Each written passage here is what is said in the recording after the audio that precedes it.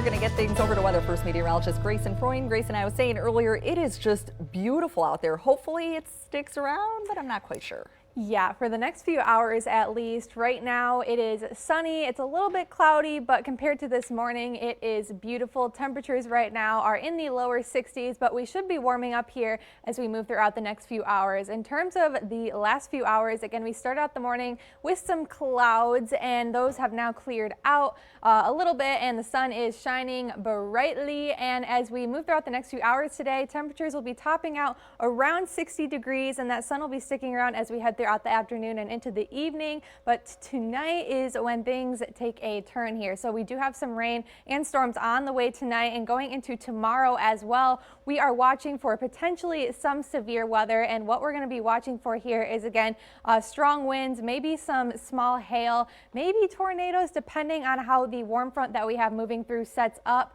But really that will depend on, again, how that moves and what we'll be seeing as we go into the night tonight.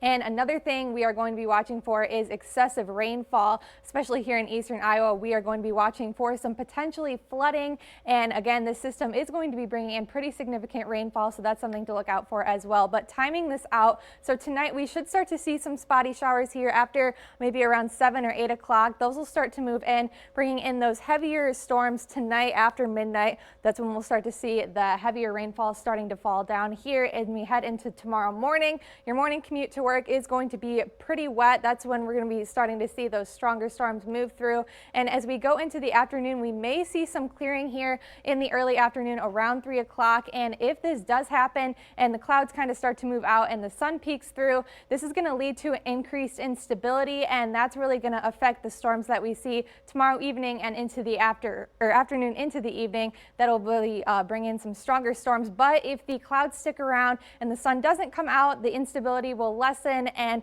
things tomorrow night should be a little bit more calmer. But again, as that second round of storms move through tomorrow evening, those will move out of here and we will be clear as we head into Friday morning, and the sun will be returning. But again, we are expected to see pretty significant rainfall with this system, which is good news with our ongoing drought. And anywhere in eastern Iowa could be seeing up to a few inches of rain, again leading to that increased flooding that we may be seeing. And as we move throughout the end of the weekend into the weekend, we are going to be having some warmer temperatures. So temperatures will be in the 70s, above normal for this time of year. And here is just a quick recap of the week. Again, we have those storms coming in tonight. We should remain dry for Friday, but then rain chances return this weekend and heading into next week.